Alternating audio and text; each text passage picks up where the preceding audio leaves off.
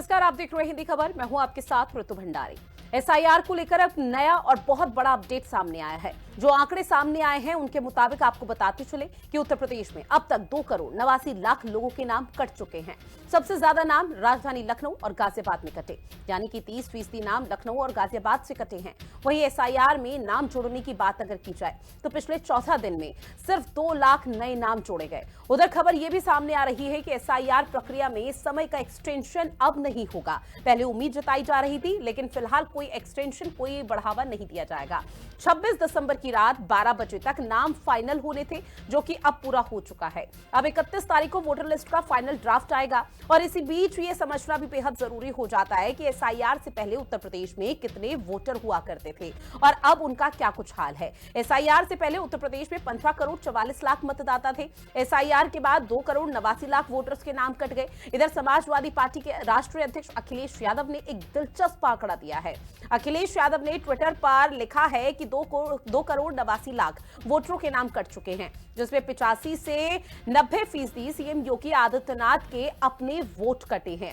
अखिलेश यादव ये भी लिखते हैं कि 2 करोड़ 89 लाख का 85% अगर माना जाए तो आंकड़ा 2 करोड़ 45 लाख होता है। इस आंकड़े को यूपी की 403 सीट से अगर भाग किया जाए तो 61,000 वोट प्रति सीट होता है। इसका मतलब यह है कि बीजेपी हर सीट पर 61,000 कम पाएगी, जहां एसआईआर ने अपने खोदे गड्ढे में बीजेपी को ही गिरा दिया है। आज इसी मुद्दे पर हम चर्चा करेंगे, क्योंकि पूरी तरह से सियासी बवाल छिड़ चुका है। लेकिन इससे पहले पॉलिटिकल पार्टियों के क्या कुछ रिएक्शन सामने आए हैं वो आपको सुनवा देते हैं। समाजवादी पार्टी तो पहले से गड्ढे में जा चुकी है अपने कर्मों के कारण। उन्होंने जिस तरह सरकार में रहकर जनता के हितों को अपने लिए इस्तेमाल किया, जनता की जो योजनाएं थी उनको अपने लोगों पे इस्तेमाल किया, जनता सब जान चुकी है। और वो बरगलाने में नहीं आने वाली 24 में उन्होंने जरूर थोड़ा बहुत किया, जनता आई, लेकिन अब वो जनता जान चुकी, जिसका नतीजा आपने भी देखा बिहार में। और हमें कहीं किसी भी प्रकार की कोई चिंता नहीं है। हम लोग लगातार मोदी जी के नेतृत्व में जनता के बीच में हैं और हमारी जनता हमारे साथ में हमेशा रही है। आदरणीय अखिलेश यादव जी ने इस बात को पहले ही कहा कि भारतीय जनता पार्टी एसआईआर इसलिए करना चाहती थी क्योंकि वो पीडीए के वोट को काटना चाहती थी। बड़ी संख्या में समाजवादी पार्टी ने पीडीए के वोट को बनवाने का काम किया, बचाने का काम किया। जो वोटर्स के नाम कटे हैं वो भारतीय जनता पार्टी के वोटर्स हैं, क्योंकि वो गांव और शहर में दोनों जगह वोटर थे और कहीं ना कहीं वो बड़ी संख्या में 2.89 लाख वोट उत्तर प्रदेश से कटे हैं। अधिसंख्य जो है मतदाता वो भारतीय जनता पार्टी के। तो 2022 का चुनाव फ्रॉड वोटों पर हुआ, इसका मतलब 2024 का चुनाव भी फ्रॉड वोटों पर हुआ पूरे देश में। तो आज भारतीय जनता पार्टी की सरकार को नैतिकता के आधार पर उत्तर प्रदेश की सरकार को भी और देश की सरकार मोदी सरकार को भी इस्तीफा दे देना चाहिए। फाइनल ड्राफ्ट लिस्ट आएगी, गांव-गांव इसका मूल्यांकन होगा और उसके बाद फिर ये मांग जरूर की जाएगी कि उत्तर प्रदेश की भाजपा और देश की भाजपा को इस्तीफा दे देना चाहिए। और इसी पर हम चर्चा करेंगे। 2 खास मेहमान हमारे साथ जुड़े हुए हैं। श्याम सलोने वशिष्ठ जी, जो कि बीजेपी के नेता हैं, डॉक्टर पूजा मिश्रा, प्रवक्ता है समाजवादी पार्टी की। दोनों का बहुत स्वागत हिंदी खबर में। शुरुआत पूजा मिश्रा जी आप ही के साथ। एसआईआर की प्रक्रिया को लेकर समाजवादी पार्टी मुखरता के साथ सामने आ रही थी, सड़कों पर खूब जोरों के साथ प्रदर्शन किया था और कोई ऐसा दिन नहीं जाता था जब राज्य सरकार या बीजेपी को घेरा नहीं जाता था। अब अखिलेश यादव के पोस्ट ने तो एक अलग ही बवाल मचा दिया, जहां अखिलेश यादव ये कह रहे हैं कि अपने ही खोदे गए गड्ढे में बीजेपी गिर चुकी है। तो इसका मतलब ये मानकर चला जाए कि एसआईआर की जो प्रक्रिया है वो तो निष्पक्ष और पारदर्शी तरीके से चल रही थी। आपको नमस्कार और साथी वक्ता को मेरा नमस्कार। निष्पक्ष और पारदर्शी तरीके से अगर चल रही होती तो हम और आपने अपने बीएलओ को नहीं खोया हो। आपको ध्यान होगा वो वीडियो भी ध्यान होगा जिसमें विपिन यादव ने आत्महत्या कर लिया था। अपने परिवारजनों को एक दिन पहले कॉल करके कि प्रेशर मुझ पे बनाया जा रहा है कि पिछड़ों का नाम काटा जाए। आपके पास में होता, आपके चैनल ने भी चलाया होगा कि विपिन यादव हॉस्पिटल के बेड पे पड़ा हुआ जहरीला पदार्थ खा करके आत्महत्या किया और आखिरी संवाद उसकी पत्नी के साथ में चल रहा है। पत्नी को पूछ रही क्यों किया आपने आत्महत्या। उसके परिजनों ने कहा था कि हम आ रहे हैं, हम चल करके एसडीएम से बात करेंगे कि भाई इस तरीके का प्रेशर आपसे ना बनाया जाए, जो आपको काम करना है वही किया जाए। तो आपको लगता है कि अगर विपक्ष इतना प्रोटेस्ट नहीं कर रहा होता तो election commission of India back foot पर पे जाकर के 2 हफ्ते का टाइमलाइन और बढ़ाता। ये जो अचानक से आपने देखा होगा बीएलओ आत्महत्या कर रहे थे लगातार, फिर अचानक से उसकी आत्महत्या होना बंद हो गई। वो बंद इसीलिए हो गई क्योंकि विपक्ष मजबूती के साथ में खड़ा रहा। और आप कह रहे हैं कि इसका मतलब है निष्पक्ष हो रहा नहीं, लेकिन निष्पक्ष मैम नहीं हो रहा ठीक था। है उसको ठीक है, मैं माफी के बना साथ बीच में करके, इंटरप्ट प्रोटेस्ट कर रही हूँ। करके संविधान बीएलओ की जो आत्महत्या है हुई, अपने क्या बीएलओ अधिकारों की का इस्तेमाल आत्महत्या के जो करके मामले सामने निष्पक्ष आए करने वो का ये कोशिश बताता किया है गया। कि यहाँ पर किसी भी तरह से निष्पक्ष और पारदर्शी तरीके से एसआईआर की प्रक्रिया नहीं चल रही थी? पहला सवाल। दूसरा सवाल आपसे ये कि अगर वाकई में निष्पक्ष तरीके से नहीं चल रही थी तो क्या विपक्ष की आवाज एंड टाइम पर कैसे सुन ली जाती है? राज्य सरकार बार बार कह रही थी कि एसआईआर की प्रक्रिया सही है और उसके बाद आप लोगों की तरफ से उठाया जा रहा था। अगर राज्य सरकार को घपला करना होता वो तो घपला एंड तक करती, फिर चाहे विपक्ष की तरफ से कुछ भी कह दिया जाए। रितु जी देखिए, आपने कहा कि विपक्ष की तरफ से कुछ भी किया जाए, राज्य सरकार तब भी घपला करती है, तो राज्य सरकार हम कब कह रहे हैं कि राज्य सरकार घपला नहीं कर रही है? और हालांकि रितु जी, मैंने शुरुआत में कहा कि हमारा प्रश्न तो इलेक्शन कमीशन से था, आज नहीं कल भी था और आगे भी अगर रहेगा। अगर एसआईआर में कोई गड़बड़ी दिखी तो इलेक्शन कमीशन से ही रहेगा। पर आपने देखा होगा कि माननीय मुख्यमंत्री योगी आदित्यनाथ जी का भी बयान निकल करके आया था। एसआईआर प्रक्रिया जो भी 26 तारीख को लास्ट डेट को अभी देखा जाए, लिखित नाम जोड़ने वाला काम जो संपूर्ण किया गया, उससे पहले उन्होंने बोला कि 4 करोड़ लोगों का नाम काटा जा रहा है। वो कह रहे थे कि जो है उत्तर प्रदेश के 4 करोड़ लोगों का नाम वोटर लिस्ट से काटा जा रहा है और ये वोटर उनके हैं। अपने विधायक को भी कह रहे थे, अपने सांसदों को भी कह रहे थे, अपने कार्यकर्ताओं को भी कह रहे थे भाजपा के कि आप लोग जाइए वोटर लिस्ट में नाम जुड़वाइए। इसका मतलब है कि आप बैठे हुए थे कि आपको कार्य नहीं करना है। वहीं पे समाजवादी पार्टी ये तय कर लिया था, आपने होगा हमसे पहले भी डिबेट किया होगा, तब भी हमने कहा था कि एसआईआर पे जो गलत होगा हम उस पर प्रश्न उठाएंगे, पर साथ ही साथ ये भी हम प्रतिबद्ध रहेंगे। हमने सबसे पहले पीडीएफ प्रहरी अपने बनाए थे, सबसे पहले बीएलएस भी हमने बनाए थे और हम धरातल पर उतर करके ये प्रतिबद्ध हो गए थे कि उत्तर प्रदेश के जो नागरिक हैं, जो वैलिड वोटर्स हैं, उनका नाम ठीक किसी है, भी एक और छोटा हालात सा में ना रिएक्शन, उसके कटनी बाद बाकी चाहिए। मेहमानों के पास। अब आप लोग सेटिस्फाई हैं? समाजवादी पार्टी पूरी तरह से सेटिस्फाई है? देखिए रितु जी, अगर एक भी व्यक्ति का ये पाया जाता है कि उसका नाम काटा गया हो और उत्तर प्रदेश का नागरिक है, तो वो सेटिस्फेक्शन वाली बात हो ही नहीं सकती और ठीक है, सीधे किसी के तौर लिए पर भी ये नहीं कहना है होनी कि चाहिए। अगर जो भारत देश 2 का करोड़ से नागरिक है, ज्यादा उसका मतदाताओं के नाम काट कटे हैं, दिया जो जाता बीजेपी है के तो। वोटर्स बताए जा रहे हैं, अगर कल को वो समाजवादी पार्टी के वोटर्स निकलते, चाहे फर्जी ही क्यों ना होते, तो समाजवादी पार्टी एक बार फिर से एसआईआर को लेकर प्रदर्शन करती। ऐसे में 2 खास मेहमान और हमारे साथ जुड़े हुए हैं। प्रशांत सिंह रायकुआर जी, जो कि कांग्रेस के प्रवक्ता है, रोहित अग्रवाल आरएलडी के प्रवक्ता हैं। आप दोनों का बहुत स्वागत करती हूं। लेकिन उससे पहले श्याम सलूनी जी, आपके पास आते हुए सर, चूंकि एसआईआर प्रक्रिया को लेकर विपक्ष लगातार सवाल उठा रहा था और आप लोगों की तरफ से कहा जा रहा था कि चुनाव आयोग निष्पक्ष तरीके से एसआईआर की प्रक्रिया को सुचारू रूप से चला रहा है, लेकिन अब अखिलेश यादव के इस पोस्ट को आप कैसे देखते हैं? क्योंकि अखिलेश यादव का यह कहना है कि अब पीडीए सरकार बनाएगा, भाजपा का जो पीड़ा राज है उसे मिटाएगा, सबके हिस्से तरक्की खुशहाली लाएगा। रितु जी, सर्वप्रथम आपको और मेरे साथी पैनलिस्टों को मेरा राधे राधे। देखिए रितु जी, समाजवादी पार्टी और विपक्ष के नेताओं को बीजेपी फोबिया हो गया है। अखिलेश यादव अपने स्टेटमेंट पर ही नहीं टिक पाते हैं। पहले कहते थे कि बीजेपी के दबाव में एसआईआर चल रही है, जांच एसआईआर में बीजेपी जो चाह रही है वो मनमाने तरीके से उसको अपना मशीन बना करके कार्य कर रही है। चुनाव आयोग बीजेपी की एक मशीन बन करके कार्य कर रहा है। आज वही अखिलेश यादव बोल रहे हैं कि भारतीय जनता पार्टी के वोट कटे हैं, भारतीय जनता पार्टी का नुकसान हो जाएगा। तो पहले तो ये क्लियर करें कि एसआईआर की प्रक्रिया चुनाव आयोग ने कराई है या भाजपा ने कराई है, इसको और क्लियर कर दें। ठीक। दूसरी चीज, यदि वोट कटे हैं और भाजपा के कटे हैं, आप इसको बड़ा कंफर्म हो रहे हो, तो आप ये भी क्लियर कर रहे हो अखिलेश यादव जी कि प्रक्रिया निष्पक्ष रूप से हुई है। निश्चित तौर पर कम से कम आपके वोट नहीं कटे हैं, जिस पर आपको बड़ा अभिमान था, वो वोट नहीं कटे हैं, बीजेपी के वोट कटे हैं। तो आप अब एक स्टेटमेंट और कीजिए, एक ट्वीट और कीजिए कि मैं इस एसआईआर की प्रक्रिया से संतुष्ट हूं, इसमें कोई हेरफेर नहीं हुआ है और पिछली अपनी बातों से मैं क्षमा चाहता हूं। एक कम से माफीनामा भी लिखे।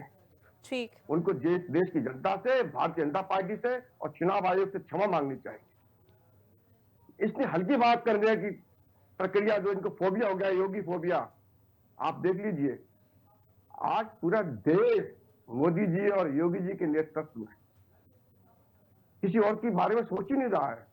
अभी 2 दिन पहले चौधरी चरण सिंह जी का जन्मदिन हुआ, किसानों के मसीहा थे, पूरे देश ने किसानों ने किस तरीके से मनाया उल्लास के रूप में, ये मोदी जी का है। ठीक है सर, मैं तो एसआईआर बड़े की प्रक्रिया स्पष्ट पर रूप रहते हैं। में एसआईआर की प्रक्रिया को लेकर अब चूंकि पूजा मिश्रा जी को आपने सुना, हाँ सर, पूजा मिश्रा जी को आपने सुना, उनका सीधे तौर पर यह कहना है कि एसआईआर की प्रक्रिया सही तरीके से इसलिए हो पाई है, एंड टाइम पर ये रिजल्ट इसलिए आ पाया है क्योंकि विपक्ष की तरफ से, समाजवादी पार्टी की तरफ से मुखरता के साथ आवाज उठाई जा रही थी, विरोध किया जा रहा था, और उसी की वजह से अब दोनों ही चुनाव आयोग और बीजेपी बौखला गई, जिसकी वजह से ये रिजल्ट सामने आ रहे हैं। नहीं, ये तो अपनी बातों को बनाने के लिए दो तोले की जुबान है, कुछ भी बोल सकते हैं समाजवादी पार्टी के लोग। तो ठीक है, कल तक यही लोग बीएलओ पर अब ये कहते हैं कि हत्या हो गई। मैं कहता हूँ एक भी हत्या में अगर दिखाया गया हो कि इनकी वजह से हुई है या एसआईआर के दबाव में हुई है, अरे भाई किसकी मृत्यु किस तरीके से हो गई, कैसे हुई? आप हर मृत्यु को किसी न किसी जोड़ देते हो। और समाजवादी पार्टी के पास एक्चुअल में ऋतु जी कहानी ये थी कि इनके पास में कार्यकर्ता ही नहीं है जो जाकर के एबीएलओ बन करके कार्य कर सके, अपने अपने बूथ पर जा सके, ठीक क्योंकि है। जनता इनके साथ जुड़ती नहीं है। अब ये मजबूरी हो जाती है कि सरकार पर और संवैधानिक मशीनरी पर आरोप लगा देना। ये बहुत सरल प्रक्रिया इन लोगों ठीक की। है सर, अब चूंकि कांग्रेस पार्टी का क्या रिएक्शन है, प्रशांत सिंह रायकवार से भी जान लेते हैं। सर, क्या आप लोग मानते हैं कि जो एसआईआर की प्रक्रिया उत्तर प्रदेश में शुरू हुई थी वो निष्पक्ष और पारदर्शी तरीके से शुरू हुई थी? क्योंकि एसआईआर को लेकर कांग्रेस ने ही सबसे पहले बिहार में हल्ला बोला था और उसके बाद पूरे देश भर में उसकी गूंज सुनाई दी। धन्यवाद ऋतु जी।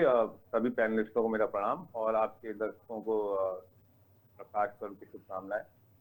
विशेष मतदाता पुनरीक्षण 25 जून 2025 को चुनाव आयोग ने इस देश के अंदर लागू किया, जिसके ऊपर हमने अपनी कड़ी प्रतिक्रिया और विरोध दर्ज कराया, क्योंकि इसकी कोई आवश्यकता नहीं थी। आज भी हमारा यही स्टैंड है। दूसरी बात, जब इसके बारे में आरटीआई लगा करके जानकारी प्राप्त करने का प्रयास किया गया कि ये निर्णय कैसे हुआ चुनाव आयोग में, क्योंकि दो चुनाव आयुक्त होते हैं और एक मुख्य चुनाव आयुक्त होता है, ज्ञानेश कुमार जी।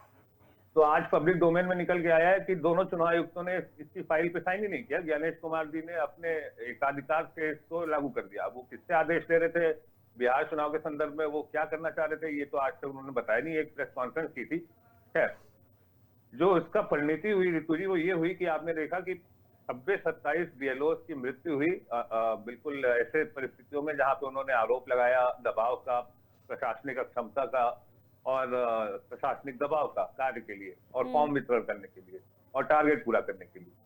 और जब मैं आपसे बात कर रहा हूँ ऋतु जी, हम लोग उत्तर प्रदेश में बात कर रहे हैं, लेकिन उसी समय 11 और राज्यों में भी ये प्रक्रिया चल रही है। जैसे पश्चिम बंगाल में चल रही है, जैसे कि उत्तर प्रदेश में चल रही है। और जो इसका मुख्य कारण बताया गया था ऋतु जी, वही बताया गया था कि इस प्रक्रिया के तहत हम जो है गैर कानूनी वोटर्स, इलीगल वोटर्स, घुसपैठिए, इनका पहचान करेंगे, उनको मतदाता सूची से बाहर निकालेंगे, जिससे कि मतदाता सूची स्वच्छ हो सके।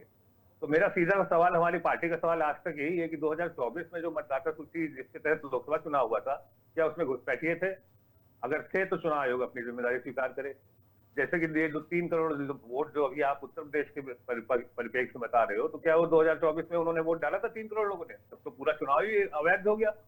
सभी सांसदों को अपना जो इस्तीफा देना चाहिए, क्योंकि चुनाव अवैध। अब जब मतदाता सूची में इतनी बड़ी घपला है, इतना बड़ी खामी है, इतनी बड़ी कमियां हैं जो सामने आ रही हैं, तो वो कैसे चुनाव हुआ? और दूसरी बात, कितने घुसपैठिए पकड़े गए?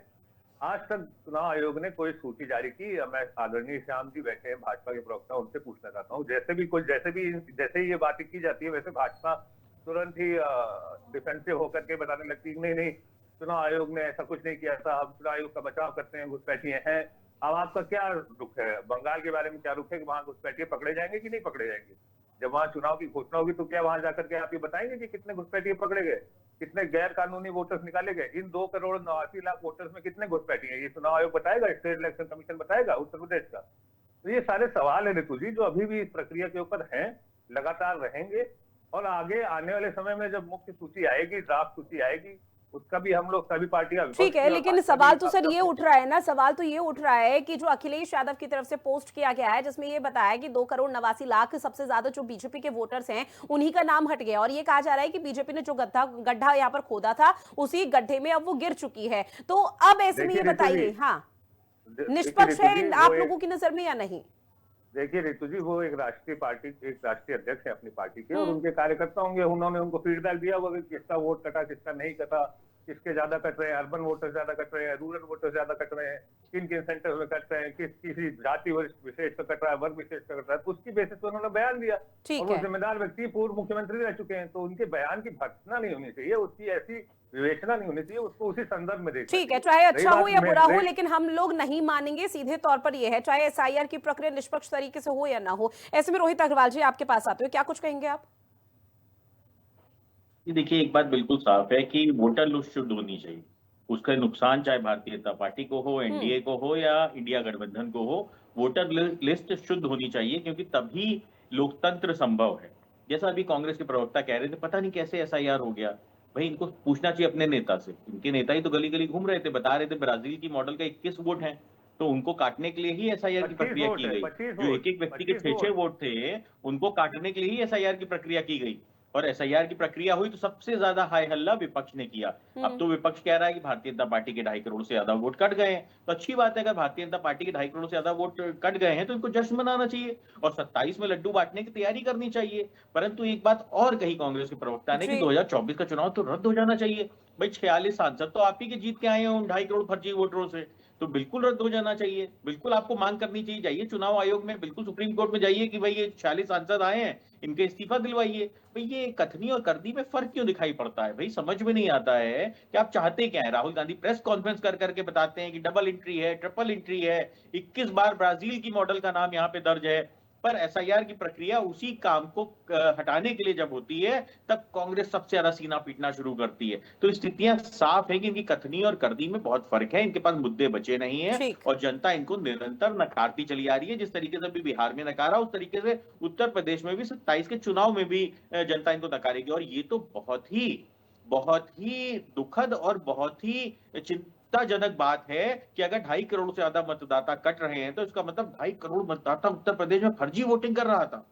उसका लाभ किसको हो रहा था, ये सवाल नहीं है। उसका लाभ 46 सांसद जीतने वाली समाजवादी पार्टी और कांग्रेस को हुआ, या उसका लाभ भारतीय जनता पार्टी या एनडीए को हुआ। यहाँ पे सवाल ये है कि अगर 2.5 करोड़ मतदाता फर्जी वोटिंग कर रहा था, तो इसके लिए सबकी जवाबदेही है, हर राजनीतिक दल की जवाबदेही है, और हर राजनीतिक दल को इसका स्वागत करना चाहिए। परंतु विपक्ष अपनी छाती पीट रहा है। ये साफ तौर पे दिखाता है कि 2.5 करोड़ मतदाता सीधे तौर पे विपक्ष को लाभान्वित कर रहा था, और जिसकी कारण विपक्ष अपनी छाती पीट रहा है। एसआईआर की प्रक्रिया जब से शुरू हुई है, तब से ये छाती पीटने का काम कर रहे हैं और निरंतर ये कोशिश कर रहे थे कि एसआईआर की प्रक्रिया किसी भी तरीके से रद्द कर दी जाए। परंतु अब हमारे आपके सामने आ चुका है डेटा, और अगर उसको कितना भी आप फिल्टर कर लीजिए, और 2.5 करोड़ मतदाता अगर उत्तर प्रदेश की लिस्ट से खटता है, तो ये एक बहुत बड़ा बदलाव लाने जा रहा है। ये कहीं ना कहीं जो विपक्ष द्वारा एक नैरेटिव सेट किया जा रहा था कि 24 के अंदर इनके 46 सांसद कैसे आए, उस नैरेटिव को ध्वस्त करने का ठीक है। काम हो रहा है। कहीं ना कहीं ये साफ तौर पे दिखाई पड़ रहा है कि किस तरीके से विपक्ष ने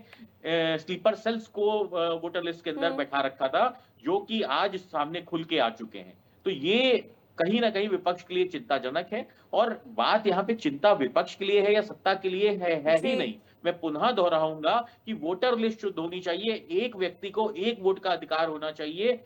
किसी भी तरीके से अशुद्ध वोटर लिस्ट बिल्कुल भी एक्सेप्टेबल नहीं होनी चाहिए। और मैं तो कहूंगा कि सरकार को एक सख्त कानून बनाना चाहिए। जिस तरीके से 2 पैन कार्ड बनाने पे इनके नेता जेल गए हैं समाजवादी पार्टी वालों के, उसी तरीके से अगर आपके 2 वोट हैं तो उसको जेल भेज देना चाहिए, क्योंकि भारत के लोकतंत्र को कहीं ना कहीं कमजोर करने की कोशिश है, जो 2-2, 3-3 वोट बना के और यहाँ पे वोटिंग की जा रही है। देखिए, ठीक है, अब इस पूरे भारत मामले पर ग्रामीण महज भारत को इंतजार अगर तो आप चुनाव समझेंगे- आयोग का भी किया जा रहा है कि क्या स्पष्ट रूप से जवाब, ऑफिशियल स्टेटमेंट यहाँ पर सामने आ पाता है। लेकिन पूजा मिश्रा जी, अब बीजेपी सवाल ये पूछ रही है कि क्या अखिलेश यादव की तरफ से ये कहा जाएगा कि जो पुरानी मैंने बयान दिए थे एसआईआर प्रक्रिया में घपला हो रहा है, वो पारदर्शी तरीके से नहीं हो रही, उसके लिए माफीनामा पोस्ट होगा या प्रेस कॉन्फ्रेंस होगी। साथ ही बीजेपी ये बोल रही है कि अब ये कह रही है कि अखिलेश यादव क्या ये कहेंगे, या समाजवादी पार्टी के हर प्रवक्ता, हर नेता ये कह पाएंगे कि भाई हम तो बहुत खुश है एसआईआर की प्रक्रिया से? रितु जी, जो है समाजवादी पार्टी की तरफ से बिल्कुल माफीनामा पेश हो जाता अगर जो है 14 दिसंबर 2025 को माननीय मुख्यमंत्री उत्तर प्रदेश जब ये कह रहे थे कि 4 करोड़ लोगों का नाम एसआईआर के तहत काटा जा रहा है, जाकर के आप लोग जुड़वाइए, वो माफीनामा देते साथ में। क्योंकि समाजवादी पार्टी भी यही कह रही थी, तो तब तो कह रहे थे कि आप छाती पीट रहे हैं, आपको ये नहीं कहना चाहिए, आप गलत कर रहे हैं, आप एसआईआर पे प्रश्न उठा रहे हैं। माननीय मुख्यमंत्री जी इसका आगाज करते तो बिल्कुल बेशक हम माननीय मुख्यमंत्री जी को फॉलो करते, पर माननीय मुख्यमंत्री जी ने इसका आगाज नहीं किया, तो उनको एक्सपेक्टेशन भी नहीं रखना चाहिए। उसके बाद में रोहित जी ने कहा कि अगर ये जो 2.89 करोड़ जो मतदाता हैं, अगर ये फर्जी है तो बिल्कुल गंभीर है, इसको पॉलिटिकल पार्टीज को जो है बिल्कुल चिंतन करके सोचना चाहिए, उनके ऊपर प्रश्न उठता है। आप सोचिए क्या मतदाता सूची बनाने की जिम्मेदारी पॉलिटिकल पार्टीज को दे दी गई हुई है कि पॉलिटिकल पार्टीज के लिए गंभीर है और पॉलिटिकल पार्टीज के ऊपर पॉलिटिकल पार्टी की जिम्मेदारी है, हर नागरिक की जिम्मेदारी अपने लोकतंत्र को सुरक्षित करना, हर नागरिक की जिम्मेदारी है अपने लोकतंत्र के लिए सहयोग देना। और समरी अगर आपकी रिवीजन का पार्ट जिम्मेदारी यही नहीं है तो फिर होता आपके है कि बीएलए क्या आपको कर रहे रेक्टिफाई थे? करना होता है। बीएलओ के साथ आपके बीएलए कर क्या रहे थे, ये भी तो बताइए मैडम। अगर आपकी जिम्मेदारी नहीं है तो फिर आपके बीएलए क्या कर रहे थे वहां पे, ये भी तो आपको बताना पड़ेगा ना। बिल्कुल पॉलिटिकल पार्टीज की जिम्मेदारी है कि लोकतंत्र की सुरक्षा हो और लोकतंत्र के अंदर इस तरीके से घपलेबाजी ना हो। बिल्कुल 100% पॉलिटिकल पार्टीज की जिम्मेदारी है, क्योंकि आप ही लाभान्वित होते हैं वोटरों से, और जिस तरीके से फर्जी वोटर पाए गए और विपक्ष द्वारा हाई हत्या की गई है, साफ तौर पे दिखाता है ये सारे फर्जी वोटर आपकी आपके। जो सांसद महिला है जो दोनों उंगलियों में इंक लगा करके वीडियो बनवा रही होती है, फोटो खिंचवा रही होती है, उनको जेल भेज दीजिए। ये चालू तो करिए ना। मैडम सबसे सत्ता ज्यादा के हाथ आप ही में सांसद पावर जो है है, वीडियो उनके बनवा रहे पास में हैं। प्रशासन है, इमरान वो चाहे प्रताप तो गढ़ी इसके का जाके इनिशिएटिव ले पेज सकते हैं ना। देखिए, इनिशिएटिव आपको पता नहीं चल लेना जाएगा है वीडियो आपको कैसे किसी भी बनवाते कार्य का। हैं आपसे अगर सांसद। आप प्रश्न उठा रहे हैं तो बढ़िया है, अगर विपक्ष प्रश्न उठा रहा है तो गलत है। यहीं पे कन्नौज के तो मैम विपक्ष प्रश्न कहाँ उठा रहा था? विपक्ष की तरफ से तो मैं सीधा आरोप मढ़ा जा रहा था कि भैया ऐसा हो रहा है, एसआईआर की प्रक्रिया में घपला है, और आप लोगों की तरफ से जो बातें कही जा रही थी वो तो शायद अभी कहीं भी नहीं जा सकती। पूछे गए, अगर विपक्ष बोलेगा तो इलेक्शन कमीशन को भी आपत्ति हो जाएगी, सरकार को भी आपत्ति हो जाएगी, पर जब वो खुद कह रहे होंगे तब उनको आपत्ति नहीं होगी। और रितु जी, आपने कहा ना कि समाजवादी पार्टी क्या अब ये कहेगी कि नहीं बड़े पारदर्शी तरीके से हो गया? नहीं, समाजवादी पार्टी पहले से ही जैसे एसआईआर घोषित श्याम जी, एक मिनट बना रहे हैं, हम प्रतिबद्ध है जमीन पे रहकर। ठीक है रोहित अग्रवाल जी, पूजा मिश्रा जी, चूंकि मेरे पास समय की भी कमी है, ऐसे में श्याम जी अपनी बात रखिए। जो भाजपा के आदरणीय मुख्यमंत्री महोदय श्री योगी आदित्यनाथ जी ने जो कहा 4 करोड़ के लिए, जैसा पूजा मिश्रा बता रही हैं, तो मुख्यमंत्री जी ने किसके लिए कहा था? वो चिंतित थे अपने प्रदेश के लिए। 25 करोड़ जनता को उन्होंने आगाह किया था कि वोट कट रहे हैं, आप सतर्क रहिए, अपने अपने वोट बढ़ाइए, किसी का वोट कट ना जाए। परिस्थिति जिसमें कि आपको उन्होंने ये नहीं कहा था, उन्होंने कहा था कि भाजपा का वोट कट रहा है, भाजपा के लोगों जाओ वोट बढ़वाओ। पता नहीं अपने नेता को भी नहीं सुनते हैं आप लोग, कम से कम अपने नेता को तो सुन के आया करिए। ठीक है पूजा मिश्रा जी, सुन लीजिए। हमने सुना उत्तर प्रदेश के मुख्यमंत्री है, आपने अपने नेता को नहीं सुना। आपके नेता का जो वक्तव्य था वो साफ और शुद्ध वक्तव्य था कि 4 करोड़ भाजपा। ठीक है पूजा मिश्रा जी, सुन लीजिए मैम, सुन लीजिए। अभी आपने अपनी बात रखी है, समाजवादी पार्टी का परसेप्शन सुना रखा है, तो अब सुन लीजिए बीजेपी क्या कह रही है। माफी मांगी क्या मुख्यमंत्री जी ने इसलिए अगर भाजपा के प्रवक्ता को लगता है कि माफी मांगने वाला सिलसिला चालू करना चाहिए तो माननीय मुख्यमंत्री जी से पहले माफी मांगवाने का सिलसिला चालू करवाएं, तो समाजवादी पार्टी बिल्कुल चलेगी आगे। एक नींव रखे वो, उन्होंने जो है जब समाजवादी पार्टी ने जो बात कही उसी बात को रिपीट किया, तो उन्होंने माफी मांगा क्या कि जो आप बात कह रहे थे माननीय पूर्व मुख्यमंत्री अखिलेश यादव जी, हम भी वही बात कह रहे हैं। ठीक है, सीधे तौर पर कंक्लूजन ये निकल रहा है कि अगर समाजवादी पार्टी या पूरे विपक्ष को एसआईआर की प्रक्रिया से आपत्ति थी तो वो कभी भी ये नहीं मानेगी कि निष्पक्ष और पारदर्शी तरीके से हुई है। 30 सेकंड में प्रशांत सिंह जी अपनी बात रखिएगा अब।